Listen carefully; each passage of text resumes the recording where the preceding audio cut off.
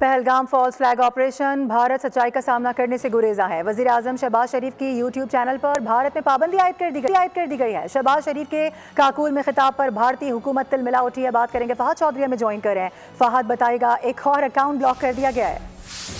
जी बिल्कुल ऐसा ही है। पहलगाम फॉल्स फ्लैग ऑपरेशन के बाद भारत सच्चाई का सामना करने से गुरेजा है और काकुल में पासिंग आउट परेड के दौरान वजीर आजम शहबाज शरीफ ने जो खिताब किया था काकुल पाकिस्तान मिलिट्री एकेडमी में, उसे वजीर आजम शहबाज शरीफ के ऑफिशियल यूट्यूब चैनल से हटा दिया गया है और चैनल पर भी पाबंदी आयद कर दी गई है।